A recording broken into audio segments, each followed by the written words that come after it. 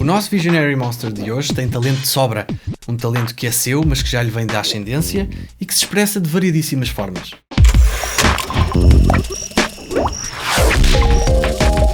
Sara Braz é atriz desde 2005, ano em que terminou os estudos na Escola Profissional de Cascais.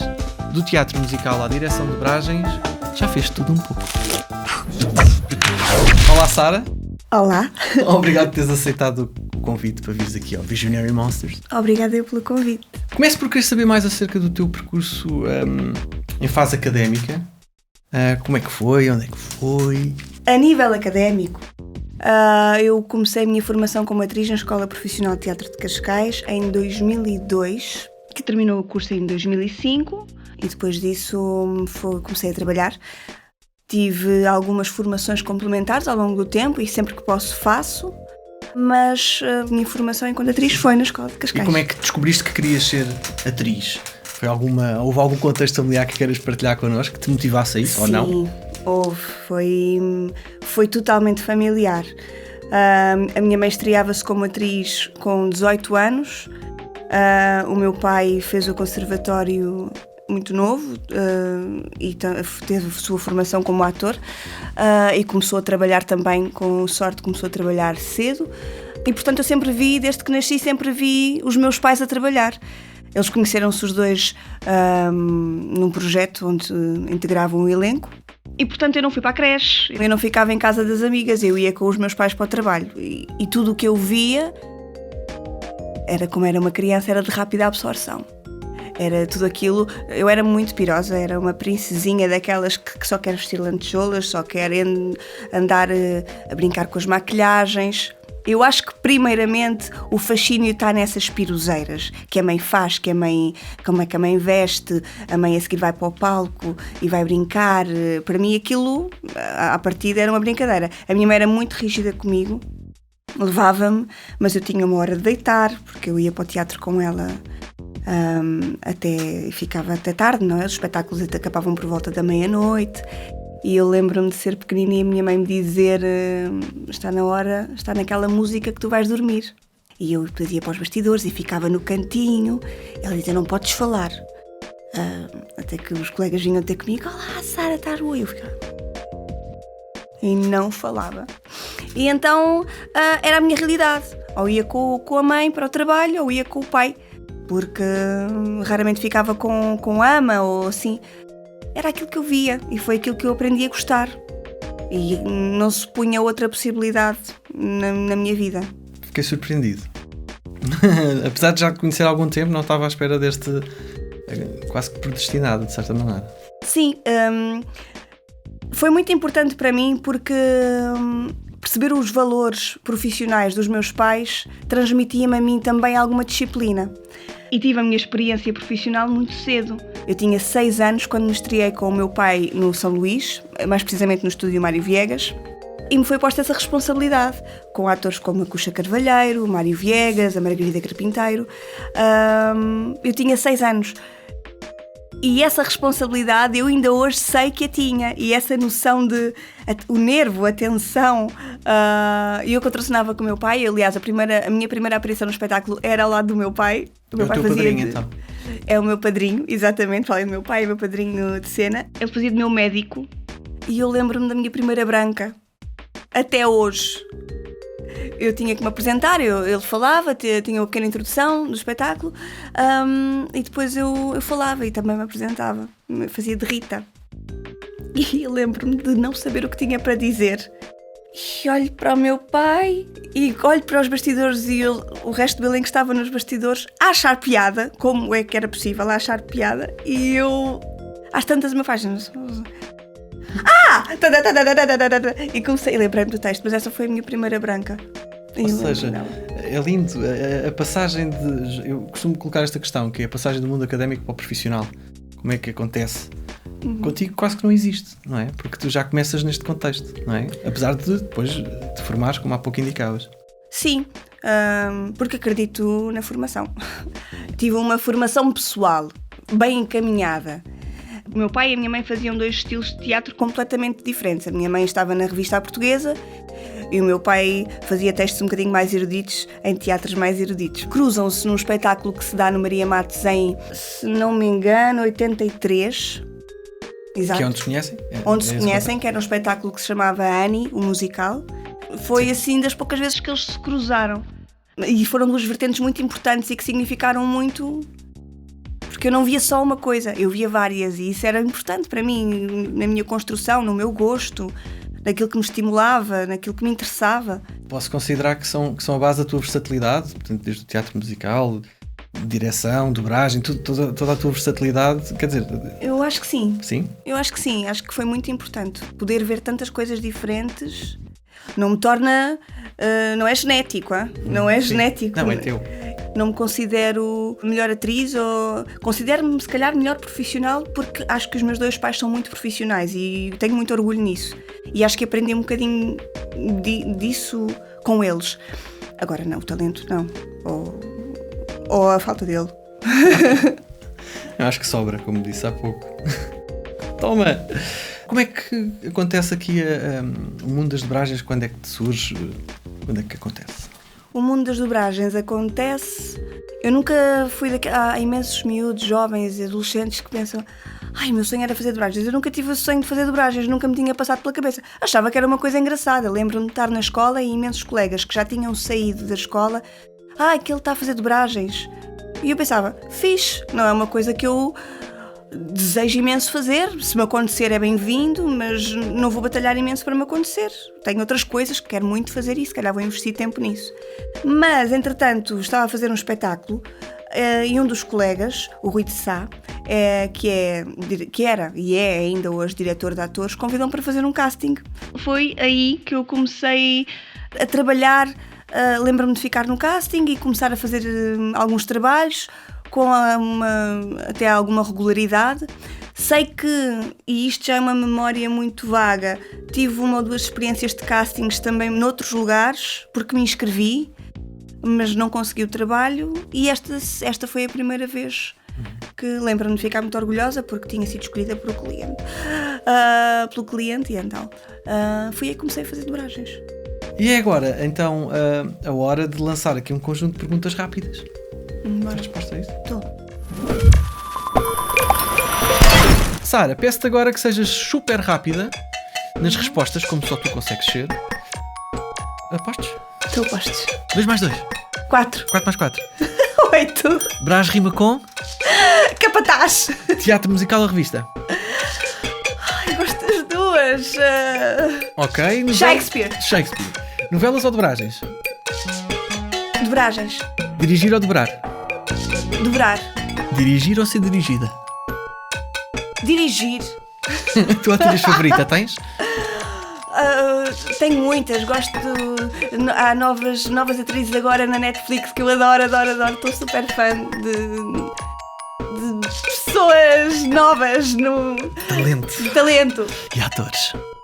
Atores, os podres. Aqueles mesmo podres. Sim, os podres, os gajos de talento não interessa, são podres. Muito bem, e a série que mais gosto de dobrar?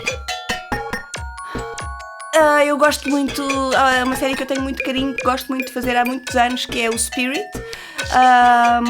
Faço uma personagem que é Lucky e gosto... acho que é a que eu mais gosto, e depois gosto de algumas personagens muito engraçadas. A Charlene, adoro a Charlene. Gosto muitas, agora não me lembro de nenhuma, mas gosto muitas. Fala-me então agora da tua experiência na Buggin, como diretora. Tiveste vários projetos aqui, mas também já o fazias, estas funções já as desempenhaste antes noutros estúdios. Que diferenças é que encontraste em termos de procedimento? Não preciso que compares em concreto, mas se é que nos podes passar algum comentário relativamente à maneira como o processo desenrola. A experiência com a Buggin foi uma experiência importante para mim, para ter foi a minha segunda experiência de direção noutro lugar. E foi muito diferente. E foi bom, porque sem querer valorizar o vosso trabalho, eu acho que há uma data de componentes que são importantes para aquele que pode vir a ser o trabalho do diretor. Não sendo da sua competência, são preciosos. Que são uma boa produção, coordenação, delegação de funções e o disponibilizar o material que o diretor precisa para fazer um bom trabalho. Sem que o tenha que pedir ou sem que tenha que andar atrás de safar algumas situações que não fazem parte das suas competências. Poupa-se tempo, melhora-se o trabalho. E então a minha experiência na Buggin foi também aprender um bocadinho sobre concentrar-me na direção de atores e no que é que envolvia, às vezes a nível burocrático, algumas tarefas que me eram pedidas, que eu acho importante porque eu não sabia mexer no Excel, eu sou totalmente info-excluída. Até hoje eu guardo com carinho essa função. Mas sim, eu acho que a organização deste estúdio é uma boa referência. Obrigado. Nada. E aproveito para te perguntar em relação a projetos agora em concreto. Relembro o Dino Gokko Girl, que dirigiste por cá. Foi através dessa série que nos deste a conhecer a nós, aqui, Buggin, atores e atrizes como a Vânia e o João Duarte Costa, por exemplo, que nunca tinham trabalhado até então com a Buggin. E sempre foi uma política nossa, estarmos disponíveis para conhecer talento, desde que o tenho. Isto é importante para ti, que os estúdios, e não falo só no domínio das dobragens, na produção audiovisual toda, é importante que haja esta disponibilidade das produtoras? Eu acho que é imprescindível, é primordial.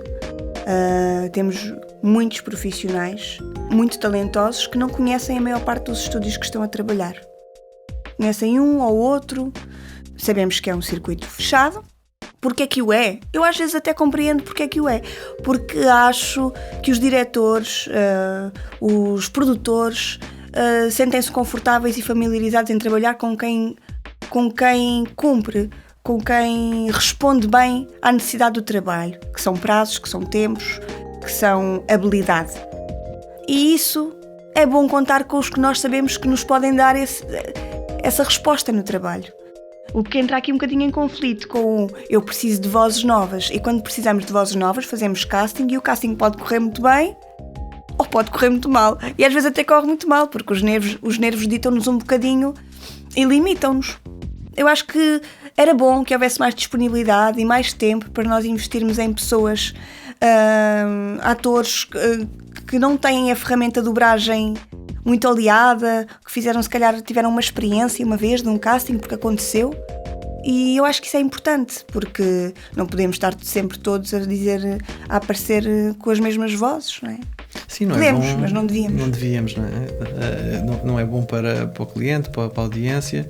E eu acho que este caso, e daí perguntar-te em concreto pela Vânia Pereira e o João Duarte Costa, porque adorei conhecê-los, é exatamente este tipo de exemplos, que se nós estivéssemos disponíveis para conhecer, não perdíamos aqui este talento, esta qualidade que eles podem ter. Sou muito fã. Desculpa, sou muito fã da Vânia, sou muito fã do João Duarte. São, para mim, dos atores com quem eu mais gosto de trabalhar em dobragens. É fácil trabalhar com eles e acho que são pessoas que merecem tudo, como outras tantas, mil que eu conheço, sim. Que são muito talentosas. O que me leva para a próxima questão, que tem a ver com a intermitência da função, da profissão de ator, e não só. No que toca à criatividade há muito esta intermitência, não é? E às vezes é necessário recorrer a outras atividades para se poder subsistir e continuarmos aquilo que é o sonho que se tem numa determinada expressão artística ou criativa. Lá está, aqui mais uma vez, se calhar vai de encontro ao que acabaste de dizer, que é precisamente o reforçar dessa abertura de portas de produtoras, de oportunidades para se aprender a utilizar determinadas ferramentas, como a voz, para o caso dos que não a utilizam tão frequentemente. Não achas que isso é precisamente criar o tecido da indústria? E aqui uso o termo indústria com esta lógica, que é poder criar as oportunidades para que a coisa possa evoluir e não se fechar. Sim, eu acho que podem ser criadas oportunidades. Acho que os workshops são importantes. O workshop de dobragem é sempre uma coisa muito difícil de se orientar. Para mim, no meu ponto de vista, deste uma oportunidade de fazer e foi ótimo, mas uma frustração muito grande porque sabemos que temos um espaço que está condicionado a uma pessoa, à sua vez de aprender, à sua vez de executar.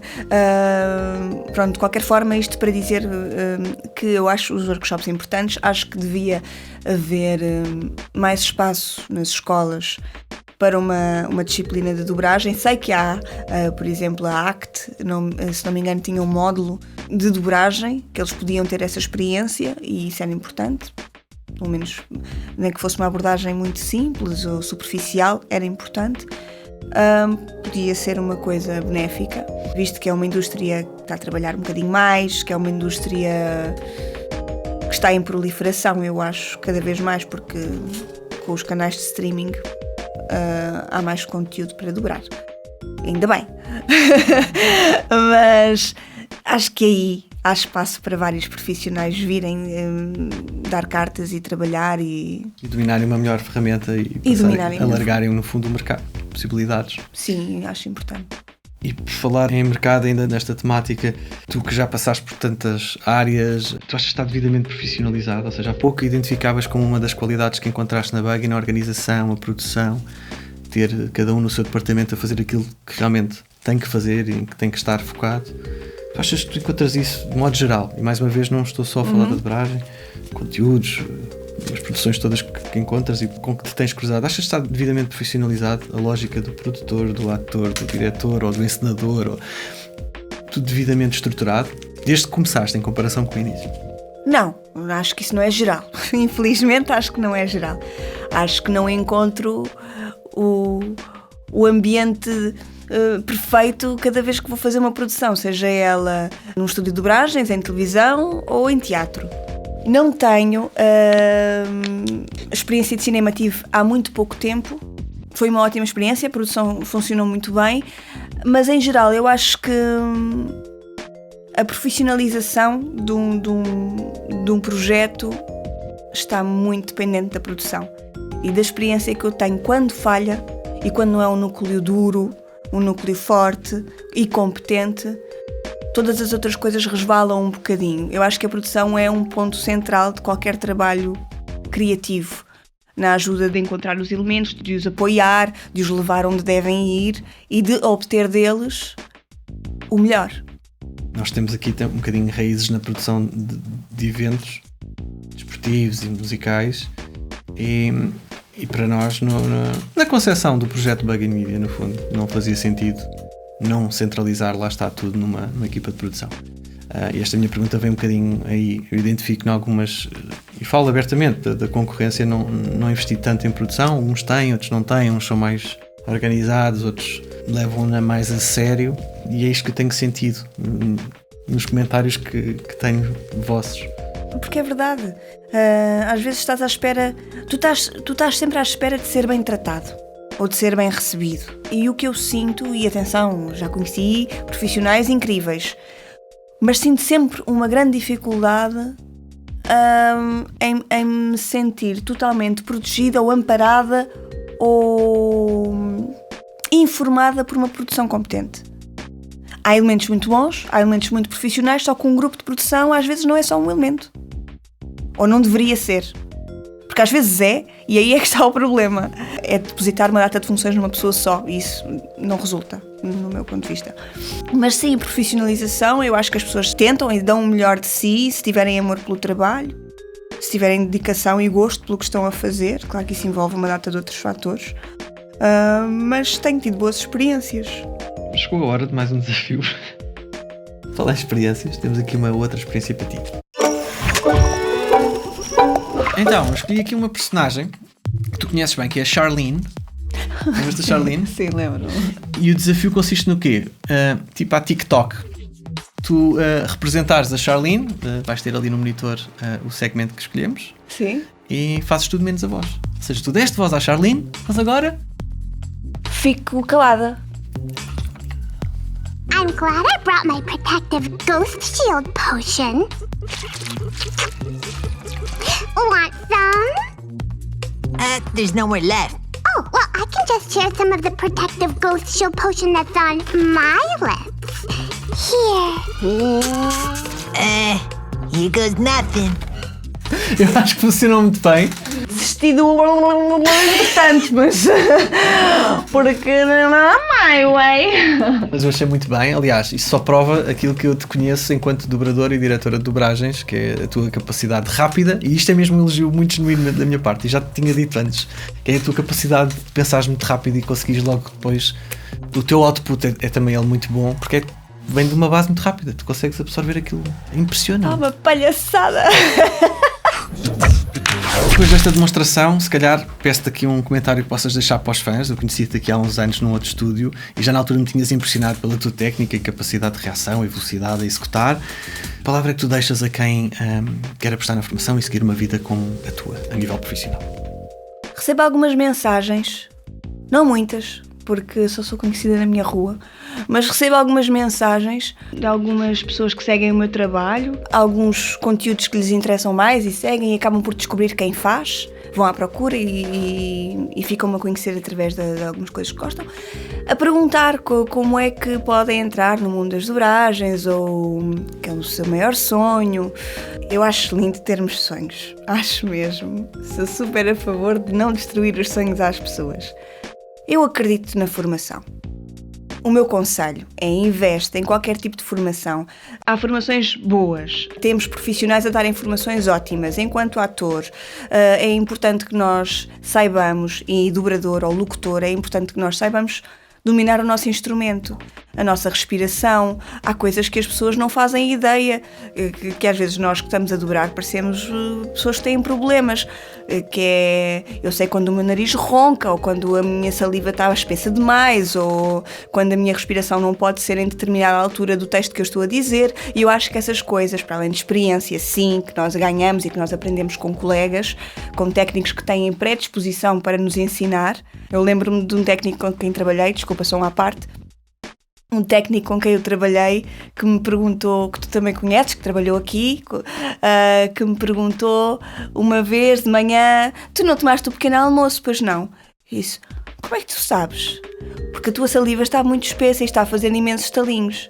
Eu nunca mais me atrevi, a não ser por uma grande impossibilidade, mas eu tento nunca trabalhar em jejum, porque já sei que isso me traz condicionantes no trabalho, que vai ser um bocadinho mais lento, a minha mandíbula não está bem exercitada. Eu acho que essa técnica, que pode vir com a experiência, não vou dizer há imensa gente talentosa a trabalhar e que não tem formação de atores ou são cantores, tudo bem, e são ótimos, mas eu acredito que as pessoas devem sempre procurar uma formação enquanto ator, porque nós estamos a interpretar. Claro que estamos a seguir uma voz lead, uma referência inglesa, espanhola, francesa, chinesa, japonesa. Mas temos que lhe dar a nossa interpretação. Temos que trabalhar texto. Temos um diretor que nos vai ajudar a trabalhar esse texto, mas tem que partir de nós alguma capacidade interpretativa, eu acho. E acho que podemos aprender. Podemos ir para a escola. Portanto, esse é o teu principal conselho, a formação na base. Sim, a formação. A pesquisa. Acredito também muito na pesquisa, acredito em experimentarem coisas. Há muita gente, fãs de dobragens, a fazerem dobragens caseiras em casa e a fazerem coisas giras e a mandarem para outras pessoas: olha, vê lá o que é que eu faço em casa na minha quarentena. Ainda ontem recebi de um ator que nunca fez dobragens, mas gostava muito de fazer, e mandou-me uns samples de dobragens. Portanto, sim, invistam procurem profissionais, temos muito a dar formação boa. Fica o conselho, agradeço-te por teres cá vindo mais uma vez. Obrigada, eu. E subscrevam o canal para mais vídeos.